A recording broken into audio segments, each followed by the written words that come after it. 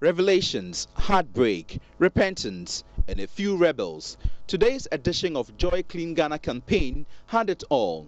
The inspection continued in the Agbogbloshie market of Accra, which the authorities vowed to make a model of cleanliness.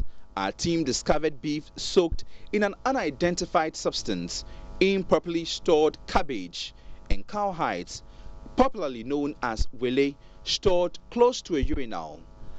But as we'll find out, this was just the tip of the iceberg. Adulterated meat, and we have been here not once, not twice. We confiscated most of these things some time ago.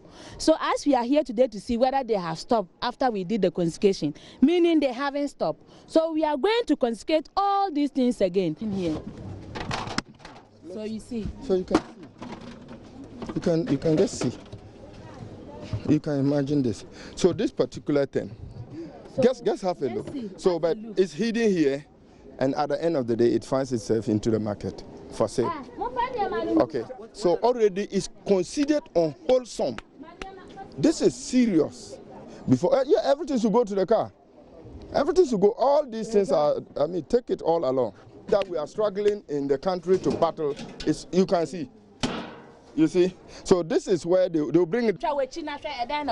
Well, for 10 bank for no, Obi and so I bank for quite no, I don't be asked or do so.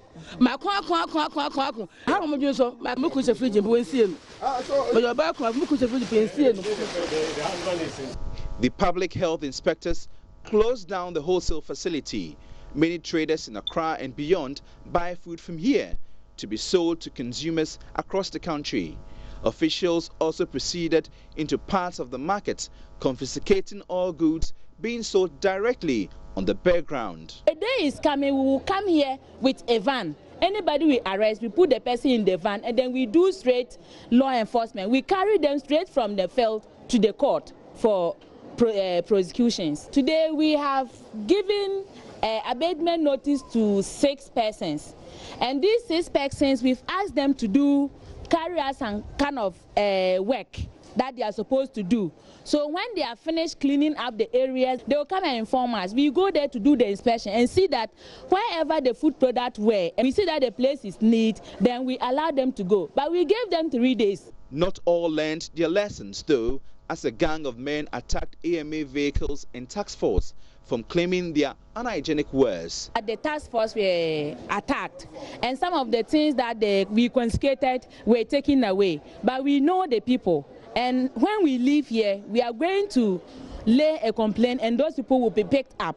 But in the near future, and then the plans going forward, we are going to make sure that anytime that we are coming out, we have a permanent police officer or security officers that will be with us in order to come out to achieve the Clean Ghana campaign that we are doing now. The team is not giving up in making Agbogbloshie market a model of proper sanitation. The whole of Greater Accra is our food market. This is where almost every trader that's trade in food products come to get their wholesale before they go to do the retail.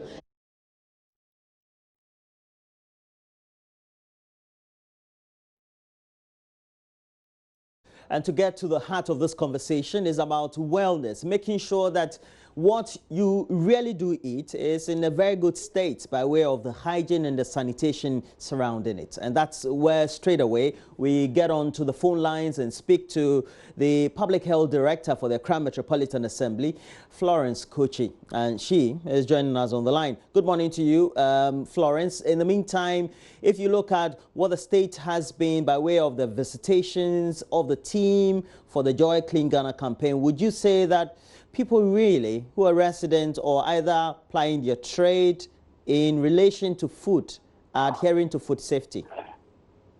Yeah, good morning, Uncle Roland. Thank you, and thank you for having me. Yes, please, if I may ask your question again. So I was asking, you going around, do you think that the residents and those who are applying their trade, selling food, are adhering to all your cautions?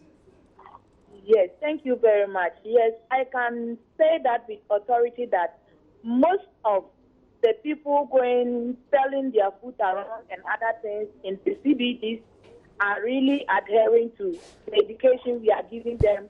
Those that are enforcing the laws, when they go and come, they come and do the right thing. And I think they're really getting a change within the society. One thing that seemed to be absent from all this is the appropriate enforcement of the regulations and also the punishments thereof. It looks like there seemed to be that delay, and that seemed to be the deterrent. Yeah, thank you very much. You know, let me say, as a public health unit, our main mandate is to educate the person to change from doing bad. The last resort is the law enforcement by taking the person to court. We take about 3 to 4 steps before you are being sent to court. And before we send you to court, it means you are adamant. And any person we send to court, the case is a criminal case. It is not a civil case.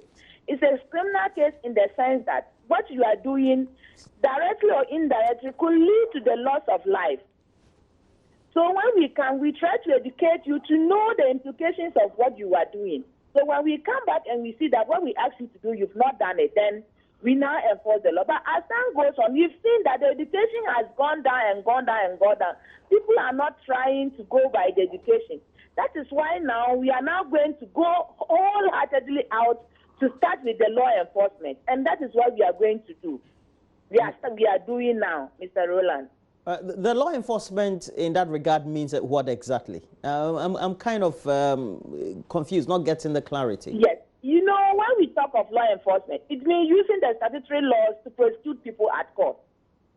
We have so many ways in enforcing the law. You can educate somebody. It's a way of enforcing the law. But when you educate a person and the person does not heed to the education you give, then you end up by taking the person through the legal enforcement. I see. So when we talk of legal enforcement, it means we are sending the people through the court processing.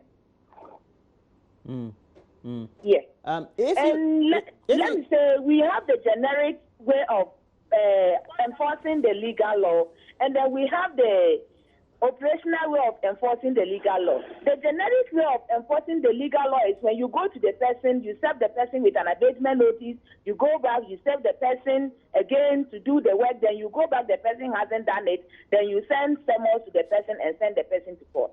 But that of the operational enforcement is when you go, taking crime in the field, you arrest the person, you send the person straight to court without serving the person any notice.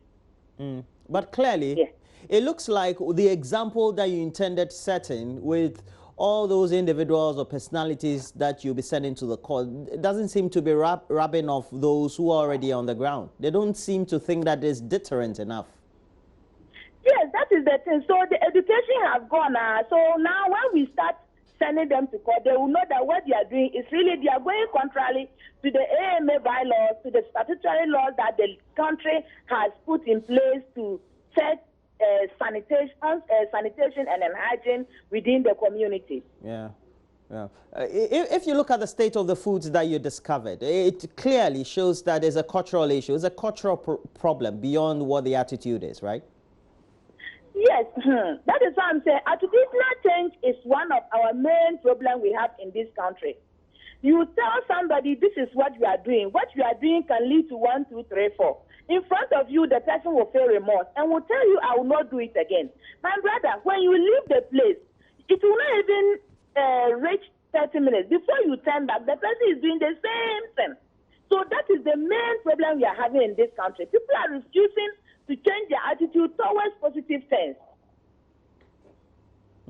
So right now, what are you going to do in regard of trying to hasten the court processes to ensure that they are prosecuted early enough?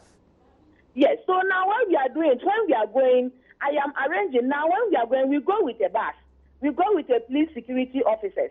Then when we see you, what we ask you not to do, if you are doing it, we are not going to talk to you. We'll just arrest you, put you in the car. Arrest you, put you in the car. When we get about 4, 5, 6 people and we send them to court straightforward, I think when they go and come back, they'll come and preach the good news of sanitation. Yeah. In the market areas. Well, thank you very much. We have to get back to you. And we have to also say it's good work you're doing with the Joy Clean Ghana campaign. But at the heart of this conversation is about your wellness, making sure that the food you're eating is kept in a more hygienic situation or environment so that ultimately it wraps off you positively by way of your health. And talking about health, as we do every Thursday, we're having a conversation on the general health conversation on the body. Today we're focusing on how you could ensure that the tests you run each year make you healthy. And so the question would be, how often do you walk into, let's say, a health facility or a hospital to check at least once a year if you're okay? Or if you're not, ultimately, then you need some sort of treatment. And does the National Health Insurance Scheme, for example, cover it? How do you pay for it? And what you should know by way of the annual health checkup. And that's what we're focusing on Healthy Thursday. And it's all coming up next. Stay with us.